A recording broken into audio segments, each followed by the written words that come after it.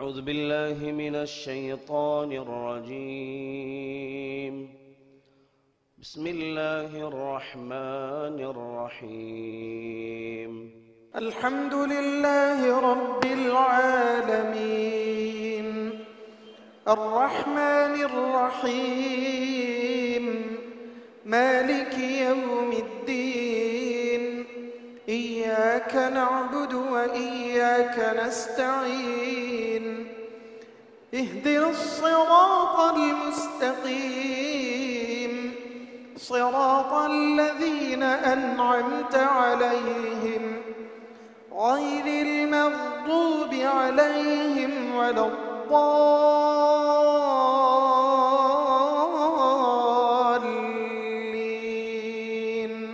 آمين.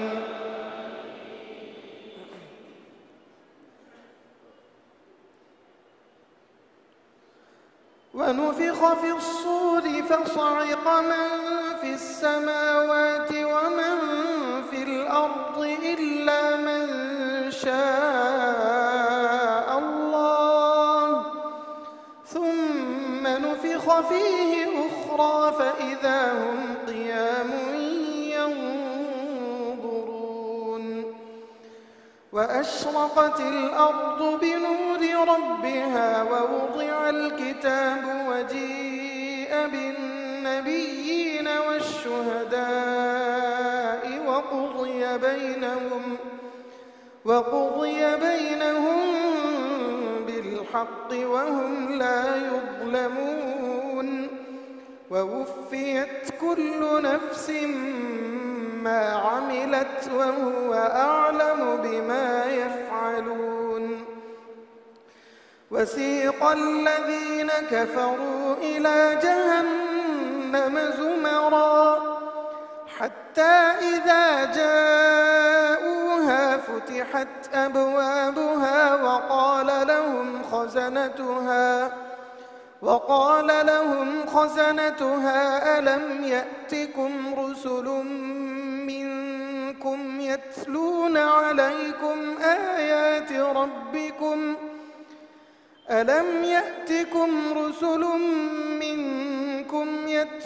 عليكم آيات ربكم وينذرونكم لقاء يومكم هذا قالوا بلى ولكن حقت كلمة العذاب على الكافرين. قيل ادخلوا أبواب جهنم خالدين فيها فبئس مثوى المتكبرين.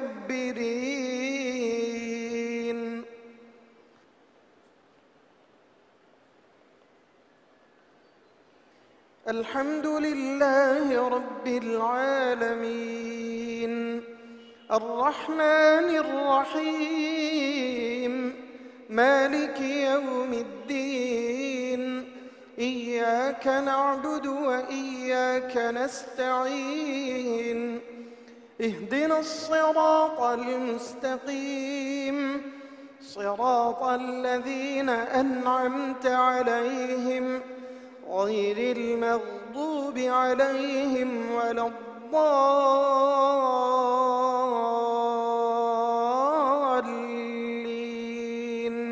آمين.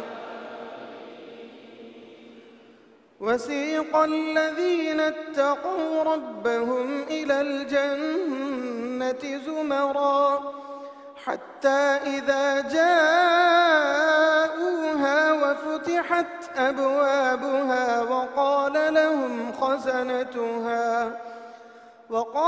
لهم خزنتها سلام عليكم طبتم فادخلوها خالدين. وقالوا الحمد لله الذي صدقنا وعده وأورثنا الأرض نتبوأ من الجنة حيث نشاء فنعم أجر العاملين. وترى الملائكة حافين العرش يسبحون بحمد ربهم وقضي بينهم بالحق وقيل الحمد لله رب العالمين.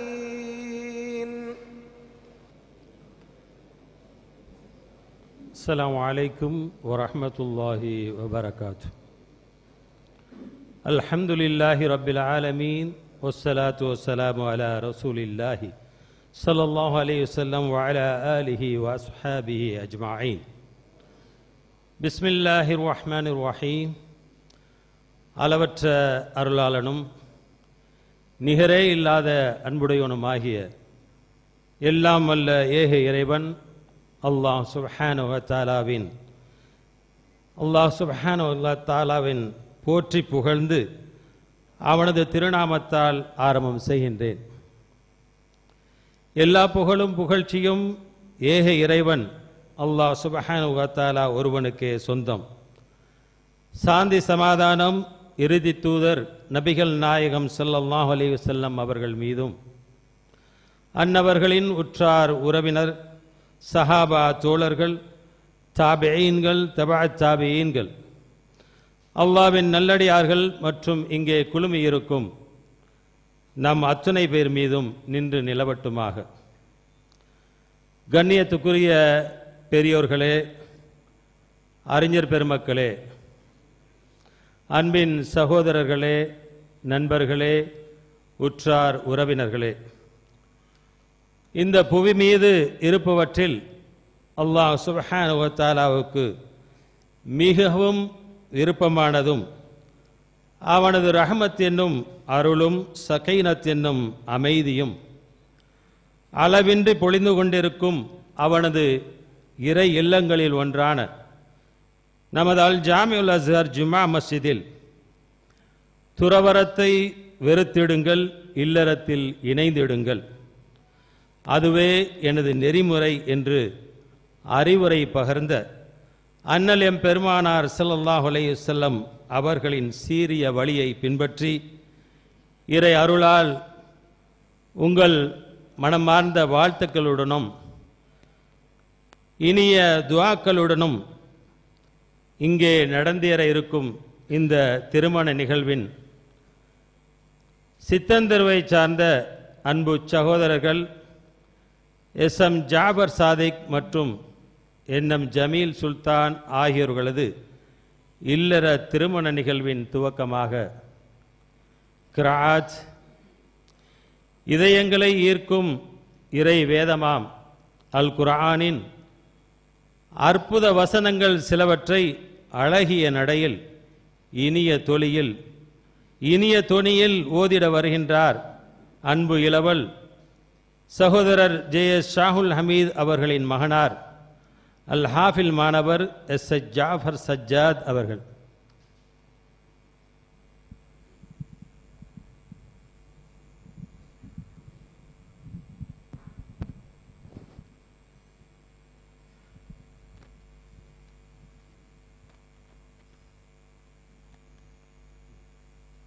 السلام عليكم ورحمة الله وبركاته. أعوذ بالله من الشيطان الرجيم. بسم الله الرحمن الرحيم. والنجم إذا هوى ما ضل صاحبكم وما غوى وما ينطق عن الهوى إن هو إلا وحي يوحى علمه شديد القوى ذو مرة فاستوى وهو بالأفق الأعلى ثم دنا فتدلى فكان قاب قوسين أو أدنى فأوحى إلى عبده ما أوحى ما كذب الفؤاد ما رأى أفتمارونه على ما يرى ولقد رآه نزلة أخرى عند سدرة المنتهى عندها جنة المأوى صدق الله العليم.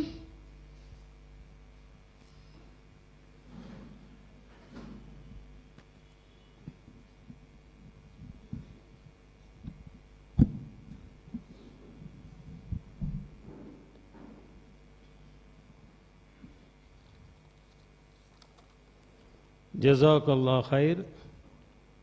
ஹாஃபில் மாணவர் சஜ்ஜாத் அவர்களுக்கு. தொடர்வது வரவேற்புரை. அல்லாஹ்வுடைய அருட்பெரும் கிருபையால் இங்கே நடைபெற இருக்கும் இந்த இனிமையான திருமண நிகழ்வில் கலந்து கொண்டு இந்த இருவீட்டார் அழைப்பினை மனமாற ஏற்றுக்கொண்டு இந்த தம்பதிகள் சிறப்பாக வாழ வேண்டும், அவர்களை வாழ்த்த வேண்டும், அவர்களுக்காக துஆ செய்ய வேண்டும் என்ற நன்னோக்கோடு இங்கே வருகை புரிந்திருக்கின்ற காயல் மாநகரத்தை சார்ந்த பெரியோர்களே, அன்பு சகோதரர்களே, நண்பர்களே, உற்றார் உறவினர்களே, இன்னும் மணவீட்டாருடைய அழைப்பை ஏற்று நமக்கு அண்டைய நாடான இலங்கையிலிருந்து, குறிப்பாக இலங்கையின் பேருவளை நகரிலிருந்தும் கிந்தோட்டை நகரிலிருந்தும் ஜவஹர் காக்காவுடைய வியாபார நண்பர்கள் பெருமக்கள் ஆவலுடன் வருகை தந்திருக்கின்றீர்கள். உங்கள் அனைவரையும் வருக வருக என வரவேற்கின்றோம். அத்தோடு சென்னை ராமச்சந்திரா மருத்துவமனையிலிருந்து வந்திருக்கும் மணவாளனின் நண்பர்களையும், திருப்பூர், நாகர்கோயில், திருநெல்வேலி மற்றும் மதுரையிலிருந்து வந்திருக்கும் சொந்தங்களையும் வருக வருக என வரவேற்கின்றோம். அஹ்லன் வ சஹ்லா வ சுக்ரன் ஜசீலா, உங்கள் வரவு நல்வரவாகட்டும் என்கிற உளப்பூர்வமான வாழ்த்துக்களுடன் நிகழ்வை தொடருவோம் இன்ஷா அல்லாஹ்.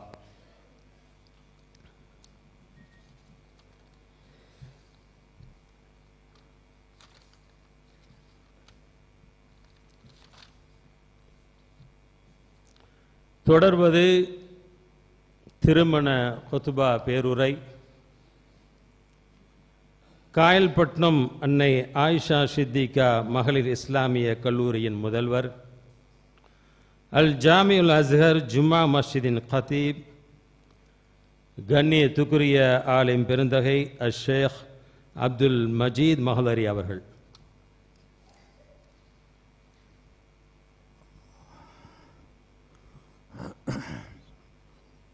السلام عليكم ورحمة الله وبركاته. الحمد لله والصلاة والسلام على رسول الله وعلى آله وأصحابه أجمعين، أما بعد، فأعوذ بالله من الشيطان الرجيم. بسم الله الرحمن الرحيم. يا أيها الذين آمنوا اتقوا الله حق تقاته ولا تموتن إلا وأنتم مسلمون. رب اشرح لي صدري ويسر لي أمري واحلل عقدة من لساني يفقه قولي. உலகத்திலேயே அல்லாஹ்வுக்கு மிக ஒப்பான இடமாகிய இறை இல்லத்தில் இந்த சிறப்பான நபிவழி திருமணத்தில் கலந்து மணமக்களை வாழ்த்தி துஆ செய்ய வந்திருக்கிற அருமையான பெரியவர்களே, சகோதரர்களே, நாம் அமர்ந்திருப்பது இறை இல்லம். இறை இல்லத்திற்குண்டான காணிக்கையாக இருக்கிற 2 ரக்காத்துக்கள் தொழுகை. எந்த பள்ளிவாசலுக்குள் எந்த சந்தர்ப்பத்தில் நுழைந்தாலும் பள்ளிவாசலுக்கான காணிக்கை தொழுகையாகிய 2 ரக்காத்துக்கள் தொழுத பிறகுதான் அமர வேண்டும் என்று நபிகள் நாயகம் ரசூலுல்லாஹி ஸல்லல்லாஹு அலைஹி வஸல்லம் அவர்கள் கட்டளையிட்டிருக்கிறார். இதா தஹல அஹதுக்கும் ஃபில் மஸ்ஜித் யுஸல்லி ரக்அத்தைனி قبل أن تجلس. அல்லாஹ்வுடைய தூதர் ஸல்லல்லாஹு அலைஹி வஸல்லம் அவர்களுடைய கட்டளையின் அடிப்படையில் நாம் எந்த பள்ளிக்கு எந்த சந்தர்ப்பத்தில் சென்றாலும் 2 ரக்காத்துக்கள் காணிக்கை தொழுத பிறகு அமரக்கூடிய பழக்கத்தை ஏற்படுத்தி கொள்ள வேண்டும் என்று முதலாக உங்களுக்கு நான் வசியத்தும் நசிஹத்தும் அறிவுரையும் செய்து கொள்கிறேன். அடுத்ததாக திருமணத்தை பொறுத்தவரையில் இஸ்லாமிய மார்க்கம் திருமணத்தை ஒரு உயர்ந்த வணக்கமாக நமக்கு கட்டளையிட்டிருக்கின்றன. எந்த அளவுக்கு என்று சொன்னால், ஒரு மனிதன் திருமணத்தை வெறுத்தால், துறவறம் செல்லப் போகிறேன், இறைவனை அடையப் போகிறேன், இந்த உலகத்தில் பல சேவைகள் செய்ய போகிறேன், அதனால் திருமணம் ஒரு தடையாக இருக்கிறது என்று திருமணத்தை புறக்கணித்தால் அவர் இஸ்லாத்தின் வட்டத்தை விட்டே வெளியில் சென்று விடுகிறார். அவரை இஸ்லாமியனாகவே கருத முடியாது என்று நபிகள் நாயகம் ரசூலுல்லாஹி ஸல்லல்லாஹு அலைஹி வஸல்லம் அவர்கள் அந்த அளவுக்கு வலியுறுத்தி இருக்கிறார்.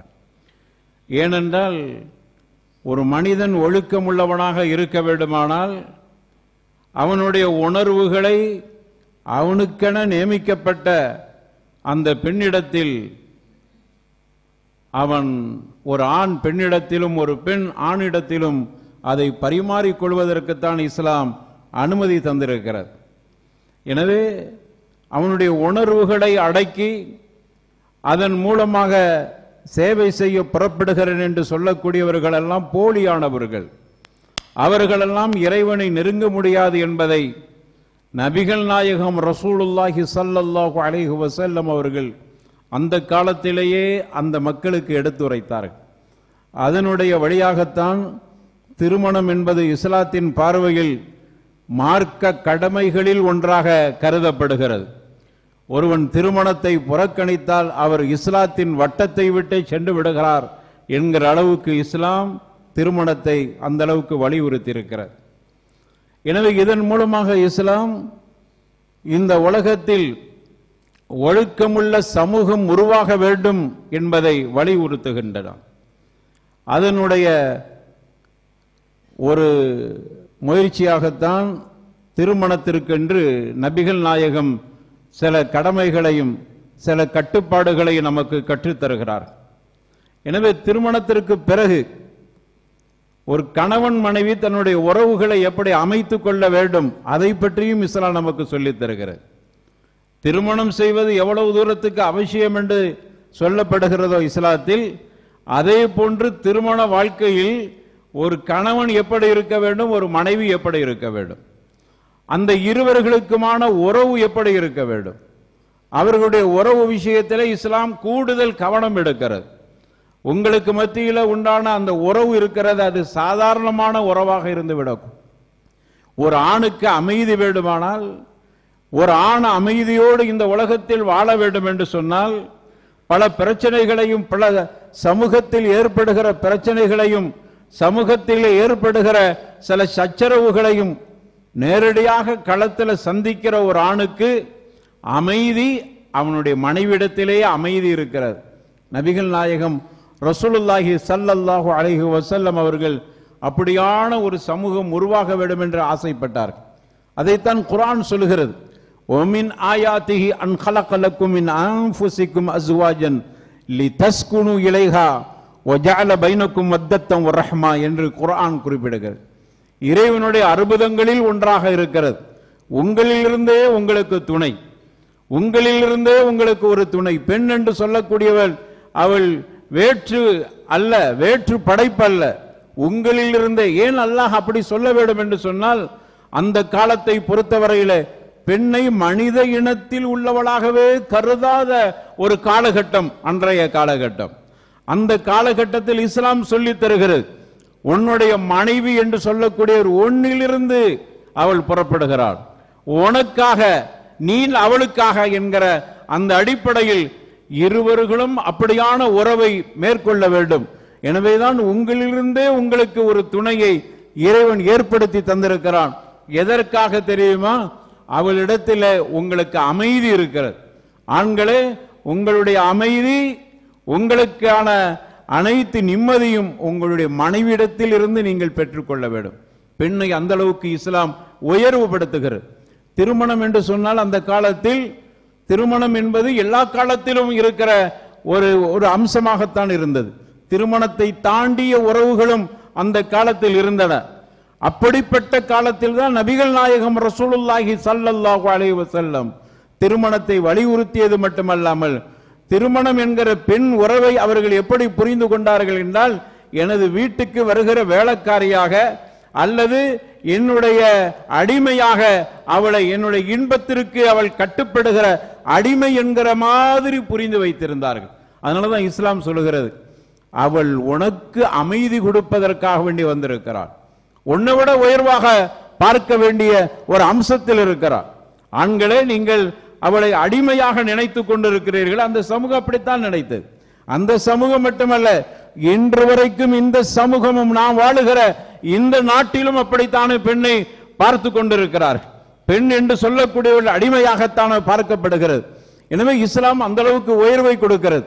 திருமணம் என்பதின் உறவின் மூலமாக ஆண்களே ஒரு பெண்ணை நமக்கு அடிமைப்படுத்தி தருகிறார்கள் இந்த சபையோர் சாட்சி முன்னிலையில் என்று மட்டும் நினைத்து விடாதே. அதான் குர்ஆன் சொல்கிறது, லிதஸ்குனு இலைஹா, அவள் உங்களுக்கு அமைதி தருவதற்காக உங்களுக்கு மனைவியாக வந்திருக்கிறாள். எனவே அவளுக்கென்று உரிமைகள் இருக்கிறது, அவளுக்கென்று சில கடமைகள் இருக்கிறது, அவளுக்கென்று உணர்வுகள் இருக்கிறது. அந்த உணர்வுகளையும் நீங்கள் மதிக்க வேண்டும். இதுதான் திருமணத்தினுடைய முதல் அம்சம். இதை நாம் புரிந்து கொள்ள வேண்டும். சரி, இப்படி இஸ்லாம் சொல்லி உங்களுடைய திருமண வாழ்க்கையில் உறவு மேம்பட வேண்டும். திருமண வாழ்க்கையில் உங்களுடைய இன்பமும் சந்தோஷமும் அமைதியும் அங்கு இருக்க வேண்டும். அப்படி இருக்க வேண்டுமானால் அதற்கு என்ன செய்ய வேண்டும்? அவருக்கு மட்டுமல்ல, வந்திருக்கிற நாம் எல்லோருக்குமான ஒரு அம்சமாக 3 விஷயத்தை கடைபிடிங்கள். அருமையான மணமகனுக்கும் சேர்த்து சொல்கிறேன். 3 விஷயங்களை கடைபிடித்தால் நம்முடைய குடும்ப வாழ்க்கை சிறப்பா, மகிழ்ச்சியா, சந்தோஷமா, அல்லாஹ் சொல்வதை போன்ற அடிப்படையில் நம்முடைய குடும்ப வாழ்க்கை அமையும். 3 விஷயங்கள் தான். இந்த 3ஐயும் இருவர்களும் கடைபிடிக்க வேண்டும். மனைவியும் கடைபிடிக்க வேண்டும், அதே போன்று கணவனும் கடைபிடிக்க வேண்டும். முதல்ல தக்வா, அல்லாஹ்வை அஞ்சிக் கொள்ளுங்கள். இஸ்லாம் அதை எல்லா இடங்களையும் வலியுறுத்துகிறது. தக்வா என்பது பள்ளிவாசல்ல மட்டும் உண்டானது அல்ல. நிறைய பேர் அப்படிதான் நினைச்சிட்டு இருக்கிறாங்க. தக்வா, இறையச்சம் என்பது அது இறை இல்லத்தில் இருக்கிற பொழுது, வணக்கத்தில் ஈடுபடுகிற பொழுது இறையச்சமாக நடந்து கொள்ளுதல் அப்படி நம்ம நினைச்சிட்டு இருக்கிறோம். அல்லது சில வணக்க வழிபாடுகளை செய்கிற பொழுது இறையச்சம் இல்லை. இஸ்லாம் அதை தாண்டி சொல்கிறது, உன்னுடைய மனைவிடத்தில் நீ பேசுகிற பொழுதும் இறையச்சத்தோடு நடந்து கொள். இத்தகுல்லா ஹைசுமா குந்த். நபிகள் நாயகம் ரசூலுல்லாஹி ஸல்லல்லாஹு அலைஹி வஸல்லம் சொன்னாங்க, இத்தகுல்லா ஹைசுமா குந்த். நீ எங்க இருந்தாலும், எந்த சந்தர்ப்பத்தில் இருந்தாலும் சரி, எந்த இடத்தில் இருந்தாலும் சரி, எந்த நிலையில் இருந்தாலும் சரி, இறைவனை அஞ்சிக்கொள். இத்தகுல்லா ஹைசுமா குந்த். அல்லாஹ்வுடைய தூதர் ஸல்லல்லாஹு அலைஹி வஸல்லம் சொன்னாங்க. எனவே எல்லா நிலைகளிலும் இறைவனை அஞ்சிக் கொள்ளுதல். உன்னுடைய திருமண வாழ்க்கையில் மணமகளே, நீங்கள் உங்களுடைய மனைவிடத்தில் பேசுகிற பொழுதும் இறையச்சத்தோடு பேசுங்கள். இறையச்சத்தோடு பேச ரொம்ப பயந்து அப்படி அல்ல. நீ பேசுகிற பொழுது, தக்வாவோடு பேசுகிற பொழுது ஒரு பெண்ணின் உணர்வை புரிந்து பேசுவாய். அதனாலதான் தக்வாவை இஸ்லாம் வலியுறுத்துகிறது. அதனாலதான் இறையச்சத்தை இஸ்லாம் நமக்கு வலியுறுத்துகிறது. அதே போன்று மணமகனுக்கும் தக்வாவோடு இருக்க வேண்டும் என்பதை போன்று மணமகனும் அப்படித்தான். நீ தக்வாவோடு நடந்து கொள். அப்பொழுதுதான் உன்னுடைய கணவனிடத்தில் எப்படி பேசணும், எதை பேச வேண்டும், அவருக்குடைய உள்ளத்தை கவருகிற மாதிரி, அவர் இன்பப்படுகிற மாதிரி, அவர் அமைதியை ஏற்படுத்துகிற மாதிரியாக என்னுடைய பேச்சை அமைத்துக் கொள்ள வேண்டும் என்று ஒரு பெண் விரும்பினால் அவளுக்கு கண்டிப்பா தக்வா இருக்க வேண்டும். நல்லா பார்த்துக்கிட்டு இருக்கான். அப்படியானால் நான் எப்படி நடந்து கொள்ள வேண்டும், எப்படி பேச வேண்டும்? உங்களுடைய சிந்தனை கூட இறையச்சமாக இருக்க வேண்டுமா? உங்களுடைய சிந்தனை கூட இறையச்சமாக இருக்க வேண்டும். அது ஆணுக்கும் ஆனாலும் சரி, பெண்ணாக இருந்தாலும் சரி, இருவருக்கும் சமமானது தக்வா என்பது. இறையச்சம் என்பது இருவர்களும் கடைபிடிக்க வேண்டிய அம்சம்.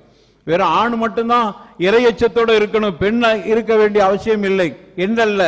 பெண்ணு மட்டும்தான் இருக்கணும், ஆண் இருக்க வேண்டிய அவசியம் இல்லை என்பதல்ல. இருவரும் தக்வாவோடு இருக்கு. இந்த தக்வாவோடு இருக்கிற பொழுது என்ன நடக்கும் என்றால், ஒரு மனைவி தன்னுடைய கணவனுக்கு நான் எப்படி நடக்க வேண்டும் என்பதை உணர்ந்து நடந்து கொள்வான். அவர்கிட்ட தப்பா பேசிட்டா அல்லாஹ் தண்டிச்சிருவான், அவளுக்கு பயம் வந்துடும். நான் அவர்கிட்ட வரவு மீறிட்டா அல்லாஹ் என்னை தான் தக்குவா, இந்த பயம் இருக்க வேண்டும். அதே போல இவருக்கு நான் அவளிடத்தில் தவறாக நடந்து கொண்டால் இறைவன் என்னை தண்டித்து விடுவான். இப்படி இருந்தால் மட்டும்தான் குடும்ப வாழ்க்கையில் அந்த உணர்வை மதித்து நடக்கிற ஒரு பண்பாடு வரும். அதனால தான் நபிகள் நாயகம் ரசூலுல்லாஹி ஸல்லல்லாஹு அலைஹி வஸல்லம் தக்வாவை இருவருக்கும் சமமாக வலியுறுத்தினார். தக்வாவோடு இருங்க, தக்வாவோடு பேசுங்க, இறையச்சத்தோடு உங்களுடைய வாழ்க்கையை அமைத்துக் கொள்ளுங்கள். இறையச்சம்தான் அங்கு நிற்க வேண்டும். அல்லாஹ் என்னை பார்த்து கொண்டிருக்கிறான், யாருக்கும் யாரும் அநீதம் செய்ய, இறையச்சம் வந்துட்டா அநீதம் செய்யக்கூடாது என்கிற எண்ணம் வந்துடும்.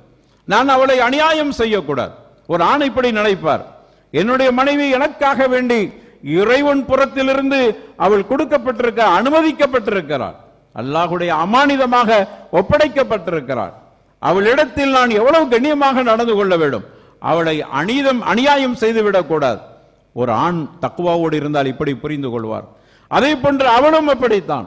எனக்காக வேண்டி வாழுகிற கணவர், என்னை மட்டுமே நேசிக்கிற கணவர், அவர் விரும்பினால் விரும்பிய பெண்களிடத்தில் செல்லலாம், அவர் விரும்பினால் விரும்பிய பெண்களை பார்க்கலாம், அவர் விரும்பினால் விரும்பிய மாதிரி நடக்கலாம். ஆனால் என்னை திருமணம் செய்து கொண்ட காரணத்தால் அவர் என்னை மட்டுமே ரசிக்கிறார், என்னை மட்டுமே நேசிக்கிறார், என்னிடத்தில் மட்டுமே அவர் பேசுகிறார், என்னிடத்தில் மட்டுமே தன்னுடைய உணர்வுகளை பகிர்ந்து கொள்கிறார். இப்படி நினைக்கணும் ஒரு பெண். அப்படி நினைக்கிற பொழுது எனக்காக என்று இருக்கிற அந்த கணவரிடத்தில் நான் இறைச்சத்தோடு நடந்து கொள்ள வேண்டுமே என்கிற அந்த சிந்தனை அவளுக்கு வந்துடும். அவளும் அநியாயம் செய்ய மாட்டாள், அவளும் உணர்வுகளை புரிந்து வாழ்வார். எனவே தான் முதல் அம்சமாக தக்வா வலியுறுத்தப்படுகிறது. மணமகள் தங்களுடைய வாழ்க்கையில் இறையச்சத்தை கடைபிடிங்கள், இது ஒன்று. இரண்டாவதாக அருமையானவர்களை, கடைபிடிக்க வேண்டிய அம்சங்களில் பிரதான அம்சம் ரிஃப்க். இதுதான் இன்னைக்கு நம்முடைய சமூகத்தில் இல்லை. தொழுவாங்க, தக்குவான்னு பேசிக்கிடுவாங்க, எல்லாம் இருக்கும். ஆனால் அந்த ரிஃப்க் என்கிற அந்த பண்பு இல்லை. இது அஹ்லாக்கை சம்பந்தப்பட்டது. ரிஃப்க் என்றால் மிருதுவான தன்மை, இறக்கப்படுகிற தன்மை, பரிதாபப்படுகிற தன்மை.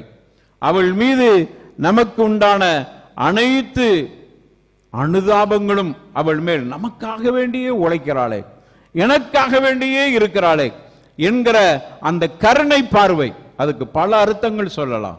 ரிஃப்க் ரஃபீகா, அவள் என்னுடைய வாழ்க்கையில் பங்கெடுத்துக் கொண்ட ஒரு தோழியாக, என்னுடைய வாழ்க்கையில் எல்லா வகையிலும் துணை நிற்கக்கூடிய, தோள் கொடுக்கக்கூடியவளாக இருக்கிறாள். எனவே அவள் மீது நான் ரொம்பவும் நெருக்கமான, ரொம்பவும் அன்பான, ரொம்பவும் மிருதுவாக நடந்து கொள்ள வேண்டும். இவர் அப்படி நினைக்கணும். அதே மாதிரி அவள் இவர் மீது அப்படியான ரிஃப்க் அவர்கள்ட்ட இருவர்கள்ட்டையும் இருக்க வேண்டும். அந்த ரிஃப்க் என்கிற தன்மை, அந்த பண்பு இருவர்களுக்கும் சமமானது. அவளும் அப்படி நினைக்க வேண்டும். என்னுடைய கணவர் மீது அவருக்கு ஏற்படுகிற சில சங்கடங்கள், கஷ்டங்கள் நேரத்தில் பரிதாபப்பட்டு அவரோடு அவள் ஒன்றிணைந்து கொள்ள வேண்டும். இப்படிப்பட்ட ஒரு பண்பை ரெண்டு பேரும் எடுத்துக்கொள்ள வேண்டும். இது கண்டிப்பாக வாழ்க்கையில் ஒரு முன்னேற்றத்தை கொடுக்கும். இந்த பண்பு இருந்துச்சுன்னு வைங்க, சகிப்புத்தன்மை வந்துடும். இந்த பண்பு இருந்துச்சுன்னு வைங்க, முரட்டுத்தனம் இருக்காது. எனவே சில நேரங்கள் ஆண்கள் முரட்டுத்தனமாக நடந்து கொள்கிறார்கள் என்று கேள்விப்படுறோமா இல்லையா?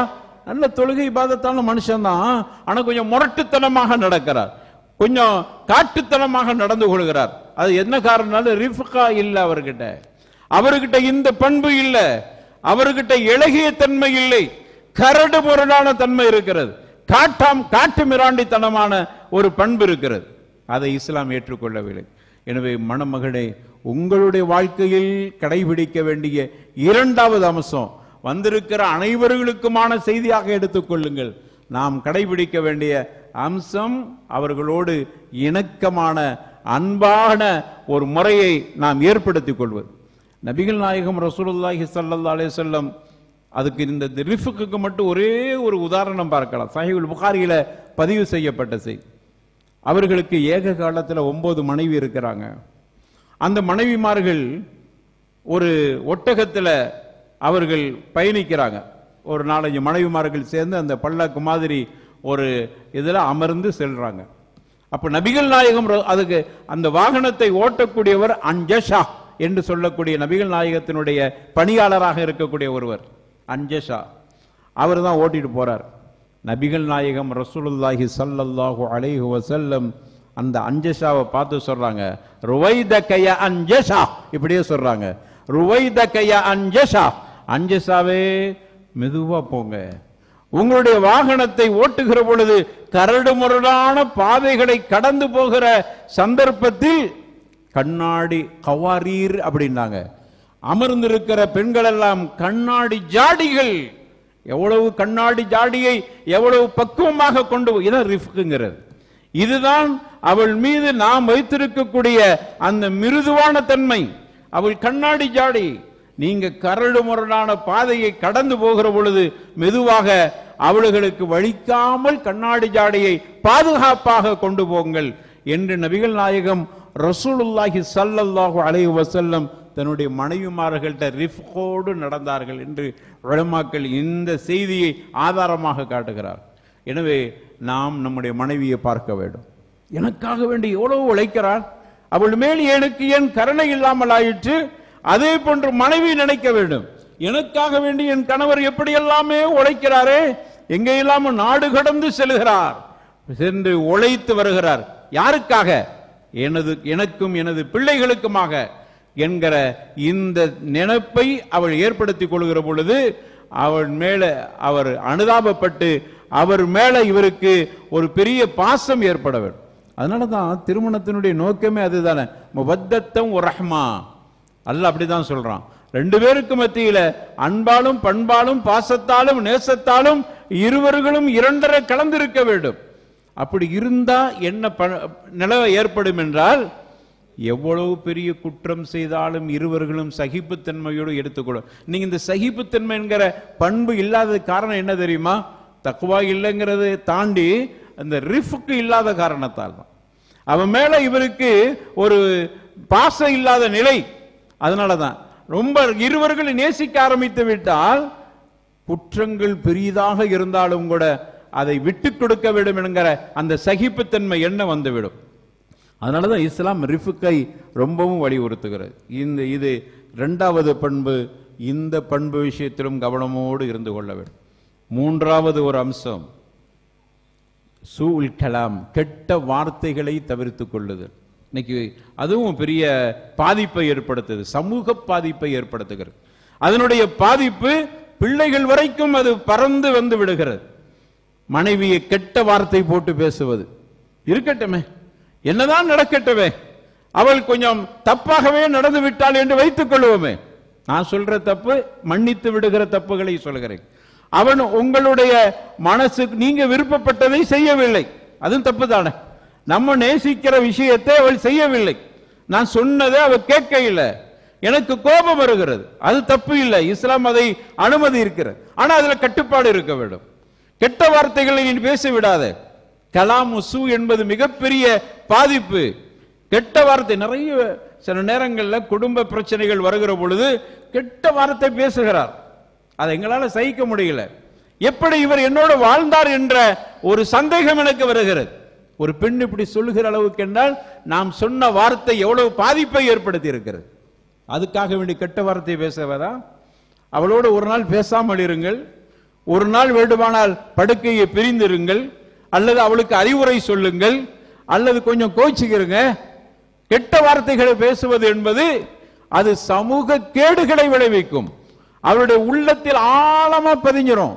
அதுக்கு பிறகு நீங்க என்ன பாசத்தை கொட்டினாலும் கூட, என்னத்தை இருந்தாலும் அந்த வார்த்தையை அவர் தவிர்த்திருக்கவே என்கிற அந்த எண்ணமே உந்தப்படும். அது அவளா இருந்தாலும் சரி, இவரா இருந்தாலும் சரி, 2 பக்கமும் சமமாக சொல்லப்படுகிற பெரும்பகுதி ஆண்கள் தான் பேசிட்டதாக நாம் கேள்விப்படுகிறோம். எனவே கெட்ட வார்த்தைகளை தவிர்த்துக் கொள்ளுது.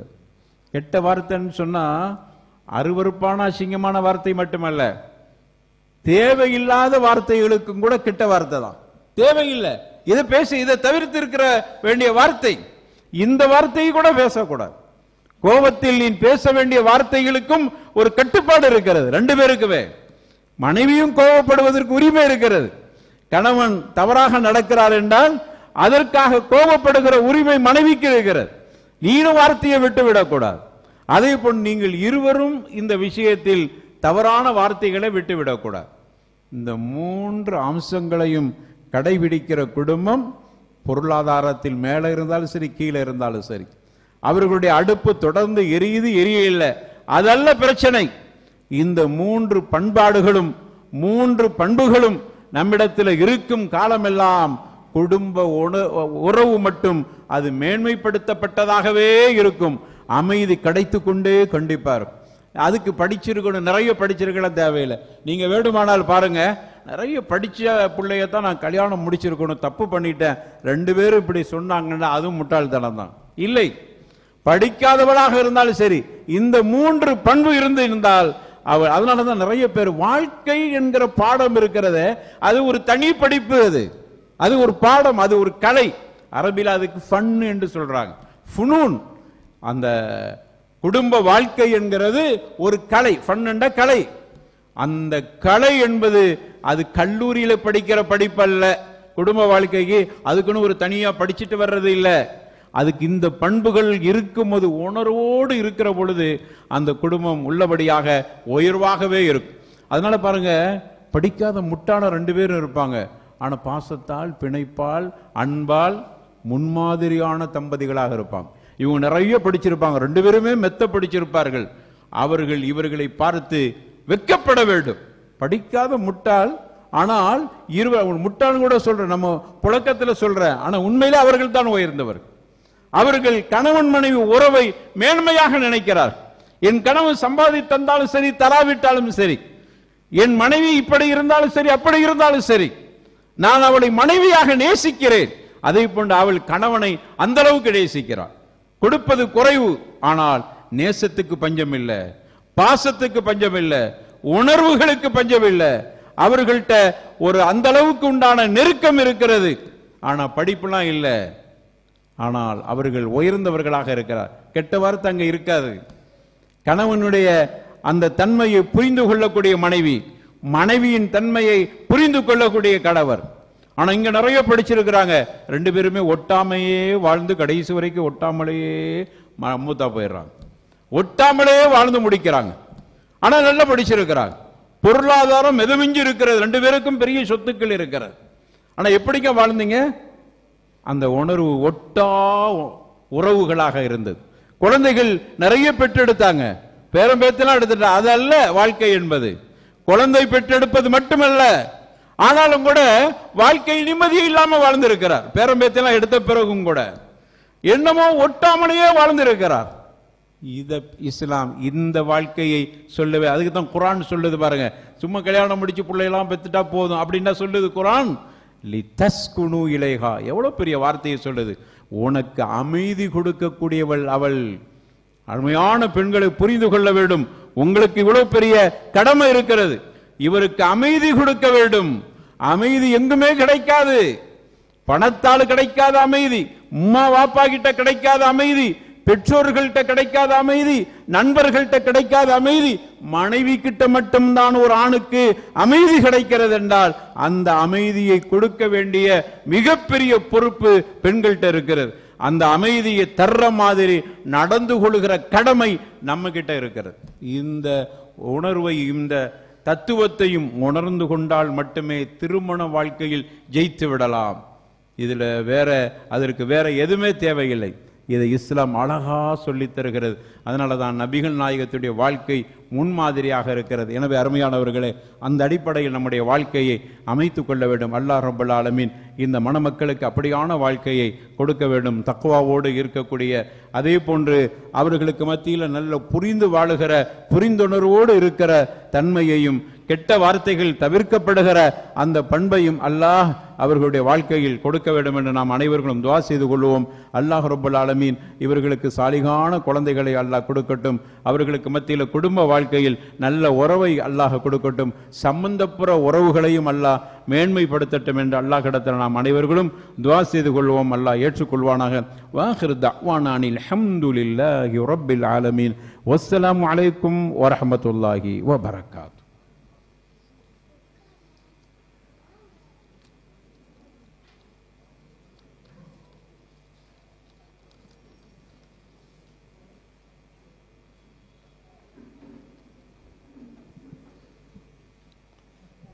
ஜஸாக்குல்லாஹ் ஹைர். மணமுடித்த மக்களுக்கும் மன வாழ்க்கையில் இணையருக்கும் மக்களுக்குமான ஒரு அருமையான சொற்பொழிவை அறிவுரையை வழங்கி அமர்ந்திருக்கும் ஷேக் அப்துல் மஜீத் அவர்களுக்கு மணவீட்டார் சார்பாக நன்றியினை தெரிவித்துக் கொள்கின்றோம். தொடர்வது ஈஜாப் கபூல் என்னும் மன வாழ்க்கை ஒப்பந்த நிகழ்வு. மர்ஹூம் சாகுல் ஹமீத் அவர்களின் மகன் வழி பேரனும் மர்ஹூம் எம்எஸ்எம் புகாரி அவர்களின் மகள் வழி பேரனும் சகோதரர் எஸ்.எச். ஜாஃபர் சாதிக், எஸ்.எம்.பி. மெய்தீன் இப்ராஹிமா தம்பதியினரின் அன்பு புதல்வனுமாகிய சகோதரர் ஜே.எஸ். அப்துல் பாசித் மணமகனுக்கும் பி. நூர் முஹம்மது அவர்களின் மகன் வழி பேத்தியும் மர்ஹூம் எஸ்.சி. சையத் அஹ்மத் அவர்களின் மகள் வழி பேத்தியும் சகோதரர் என்.எம். ஜமீல் சுல்தான், எஸ்.ஏ. முத்து, ஆசிகா தம்பதியரின் அன்பு புதல்வியுமாகிய ஜே.எஸ். ஃபாத்திமா நஹ்லா மணமகளுக்கும் இன்ஷா அல்லாஹ் நடைபெறும் திருமணத்தின் ஈஜாப் கபூல் என்னும் மன வாழ்க்கை ஒப்பந்த வார்த்தைகளை மணமகனிடமிருந்து பெற்றுக்கொண்டு மணமுடித்து தர வருகின்றார் மணமகளின் அன்பு தந்தை சகோதரர் என்.எம். ஜமீல் சுல்தான் அவர்கள். பிஸ்மில்லாஹிர் ரஹ்மானிர் ரஹீம். அஸ்ஸலாமு அலைக்கும். எனது மகள் ஜே.எஸ். ஃபாத்திமா நஹ்லாவை தாங்கள் தருவதாக ஒப்புக்கொண்ட 32 கிராம் தங்க நகைக்கு மகருக்கு அவளது மனப்பூர்வமான சம்மதத்துடன் இச்சபையோர்கள் சாட்சியுடன் நான் உங்களுக்கு நிக்காஹ் செய்து தருகிறேன். இதை மனப்பூர்வமாக ஒப்புக்கொண்டீர்களா? அல்ஹம்துலில்லாஹ், மனப்பூர்வமாக ஒப்புக்கொண்டேன். அல்ஹம்துலில்லாஹ். அல்லாஹ்வுடைய அருட்பெரும் கிருபையால் இந்த திருமண நிகழ்வின் ஈஜாப் கபூல் என்னும் வாழ்க்கை ஒப்பந்த நிகழ்வு மிக சிறப்பான முறையில் நிறைவேறியுள்ளது. இந்த வேளையிலே நபிகள் நாயகம் ஸல்லல்லாஹு அலைஹி வஸல்லம் அவர்கள் மன வாழ்க்கையில் இணைந்துள்ள இந்த மணமக்களை வாழ்த்தும் முகமாக ஒரு அழகிய துஆவை கற்றுத்தந்திருக்கின்றார்கள். அந்த துஆவை நாம் எல்லாம் ஓதி வாழ்த்தி இந்த மணமக்களின் வாழ்வு சிறக்க துஆ செய்வோமாக. பாரக்கல்லாஹு லக வபாரக அலைக வஜமஅ பைனகுமா ஃபீ கைர். அல்லாஹ் உங்கள் வாழ்க்கையிலும் உங்கள் இல்லற வாழ்க்கையிலும் அபிவிருத்தியை தந்தருள்வானாக. உங்கள் இருவரையும் நற்காரியங்களில் ஒன்றிணைப்பானாக. அல்ஹம்துலில்லாஹ். தொடர்வது மகர். அறிவிக்கப்பட்ட மகரை மணமகனிடமிருந்து மணமகளின் தந்தை பெற்றுக்கொள்கின்றார்கள்.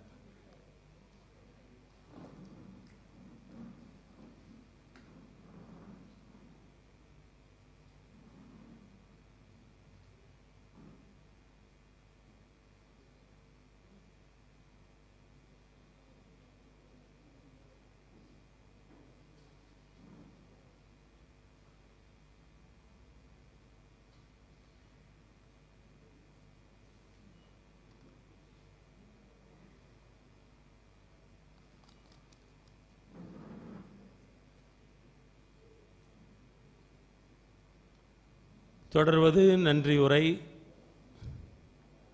இந்த திருமண நிகழ்வில் கலந்து கொண்டு இந்த மணமக்களை வாழ்த்த வேண்டும், அவர்களுக்காக துஆ செய்ய வேண்டும் என்ற உயர்ந்த நோக்கோடு இங்கே வருகை தந்திருக்கின்ற அனைத்து அன்பு உள்ளங்களையும் உங்களுக்கு நன்றி கூற இங்கே வருகின்றார் சகோதரர் நியாஸ் அவர்கள்.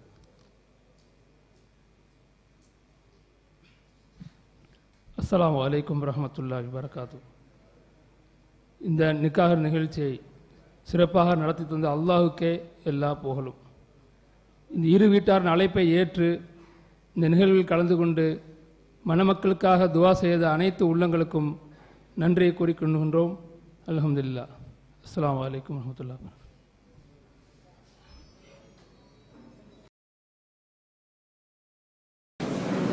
நிகழ்வின் நிறைவாக கஃபார் துஆ. சுப்ஹானல்லாஹும்ம வ பிஹம்திக் அஷ்ஹது அன் லா இலாஹ இல்லா அன்த அஸ்தக்ஃபிருக வ அத்தூபு இலைக். பிஸ்மில்லாஹிர் ரஹ்மானிர் ரஹீம்.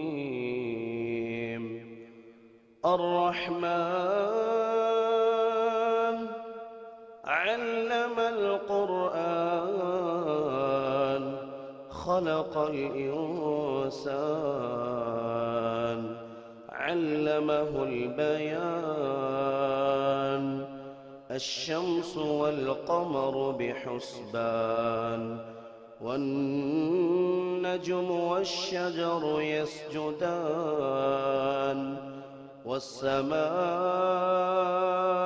رفعها ووضع الميزان ألا تطغوا في الميزان وأقيموا الوزن بالقسط ولا تخسروا الميزان والأرض وضعها للأنام فيها فاكهة والنخل ذات الأكمام والحب ذو العصف والريحان فبأي آلاء ربكما تكذبان خلق الإنسان من صلصال كالفخار وخلق الجان من مارج من نار فبأي آلاء ربكما تكذبان رب المشرقين ورب المغربين فبأي آلاء ربكما تكذبان مرج البحرين يلتقيان بينهما برزخ لا يبغيان فبأي آلاء ربكما تكذبان يخرج منهما اللؤلؤ والمرجان فبأي آلاء ربكما تكذبان وله الجوار المنشآت في البحر كالأعلام فبأي آلاء ربكما تكذبان كل من عليها فان كل من عليها فان ويبقى وجه ربك ذو الجلال والإكرام كل من عليها فان ويبقى وجه ربك ذو الجلال والإكرام فبأي آلاء ربكما تكذبان يسأله من في السماوات والأرض كل يوم هو في شأن فبأي آلاء ربكما تكذبان سنفرغ لكم أيها الثقلان فبأي آلاء ربكما تكذبان يا معشر الجن والإنس إن استطعتم أن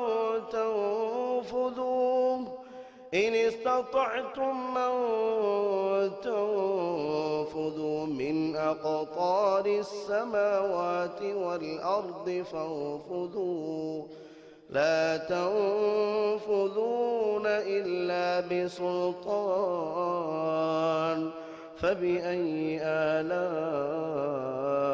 ربكما تكذبان يرسل عليكما شواظ من نار ونحاس فلا تنتصران فبأي آلاء ربكما تكذبان فإذا انشقت السماء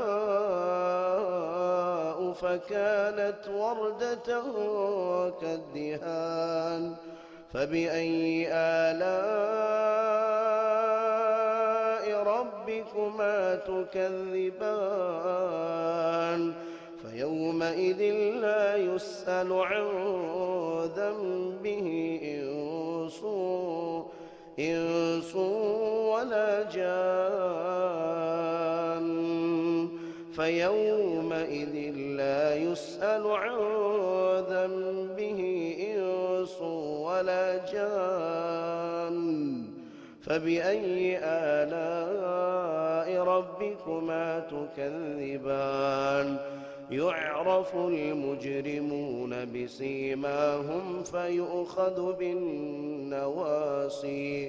يعرف المجرمون بسيماهم فيؤخذ بالنواسي والأقدام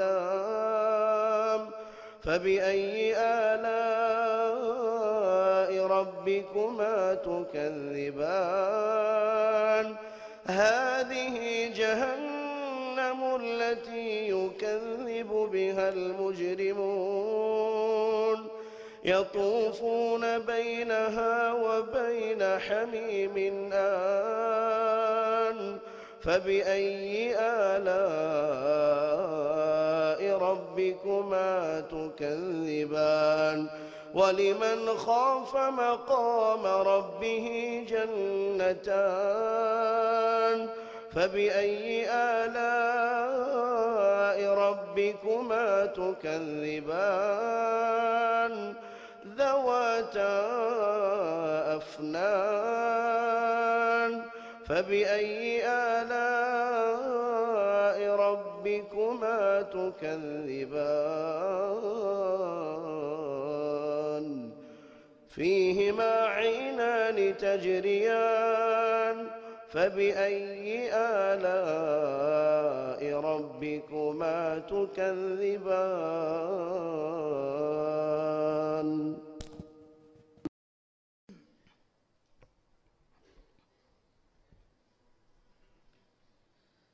السلام عليكم ورحمة الله وبركاته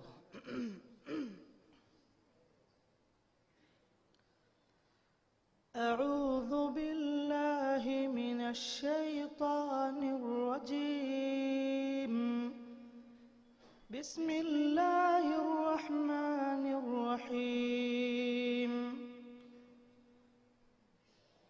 أقم الصلاة لدلوك الشمس إلى غسق الليل وقرآن الفجر إن قرآن الفجر كان مشهودا ومن الليل فتهجد به نافلة لك عسى أن يبعثك ربك مقاما محمودا وقل رب أدخلني مدخل صدق وأخرجني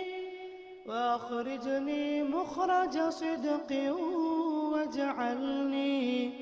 واجعلني من لدنك سلطانا نصيرا وقل جاء الحق وزهق الباطل إن الباطل كان زهوقا وننزل من القرآن ما هو شفاء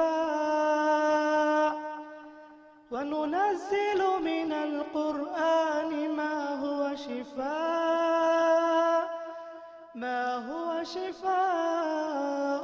ورحمة للمؤمنين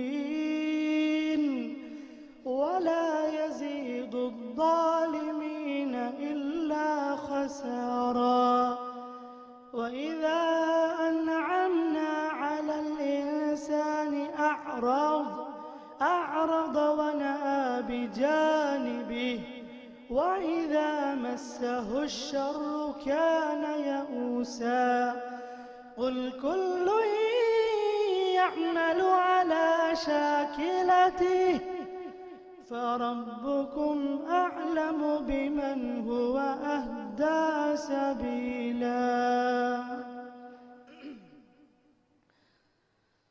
بسم الله الرحمن الرحيم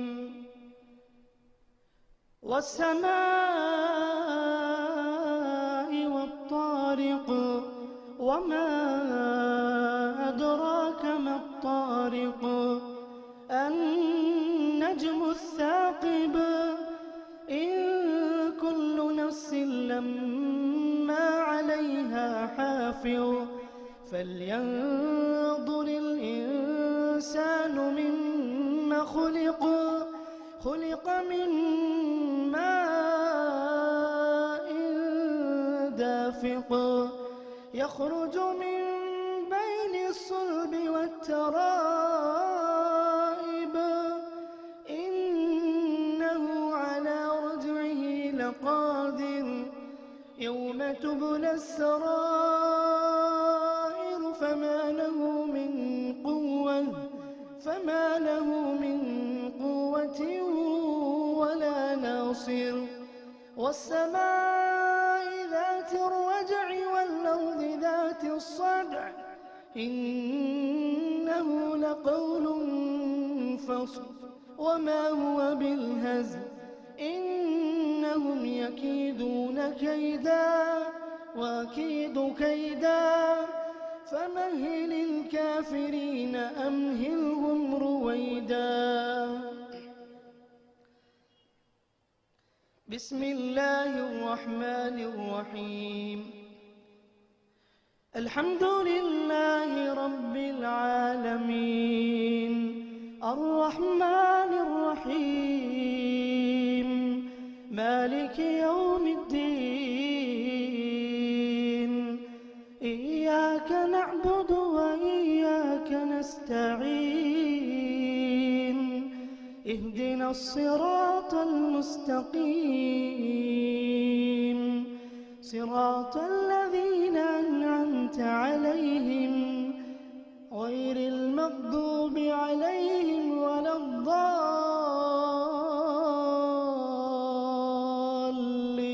الضالين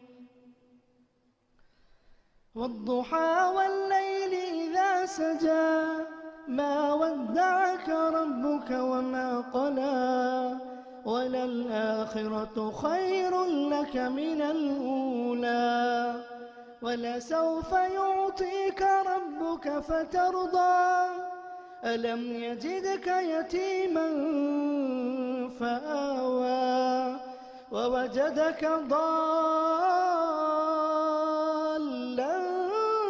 فهدى ووجدك عائلا فأغنى فأما اليتيم فلا تقهر وأما السائل فلا تنهر وأما بنعمة ربك فحدث. السلام عليكم. الله أكبر.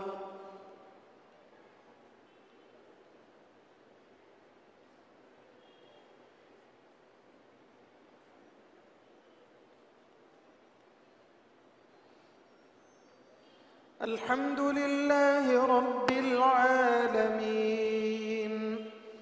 الرحمن الرحيم مالك يوم الدين إياك نعبد وإياك نستعين اهدنا الصراط المستقيم صراط الذين أنعمت عليهم غير المغضوب عليهم ولا الضالين آمين.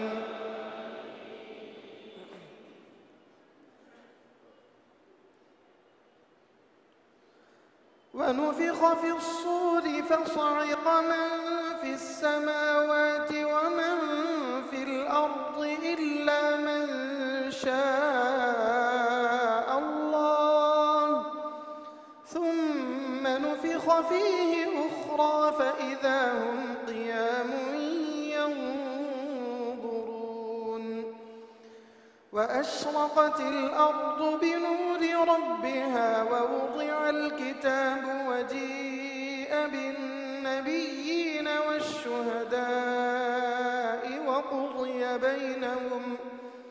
وقضي بينهم بالحق وهم لا يظلمون ووفيت كل نفس ما عملت وهو أعلم بما يفعلون. وسيق الذين كفروا إلى جهنم زمرا حتى إذا جاءوها فتحت أبوابها وقال لهم خزنتها ألم يأتكم رسل منكم يتلون عليكم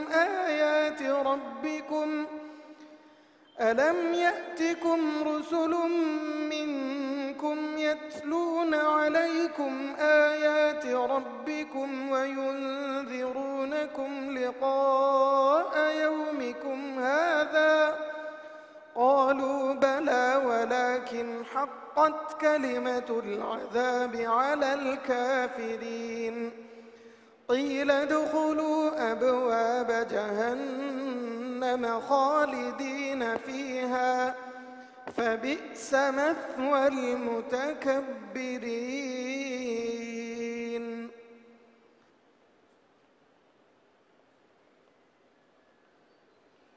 الحمد لله رب العالمين الرحمن الرحيم مالك يوم الدين إياك نعبد وإياك نستعين اهدنا الصراط المستقيم صراط الذين أنعمت عليهم غير المغضوب عليهم ولا الضالين آمين.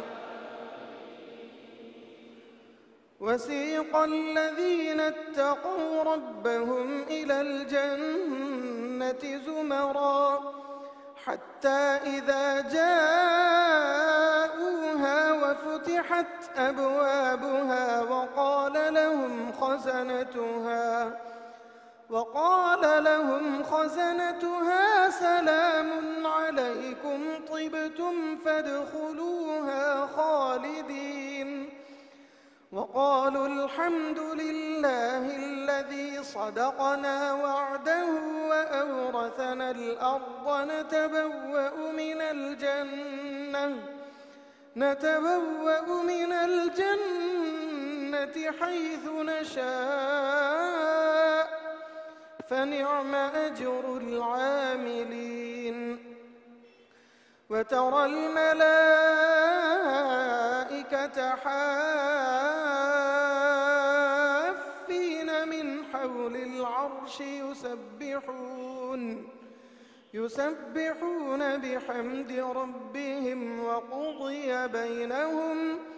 وقضي بينهم بالحق وقيل الحمد لله رب العالمين.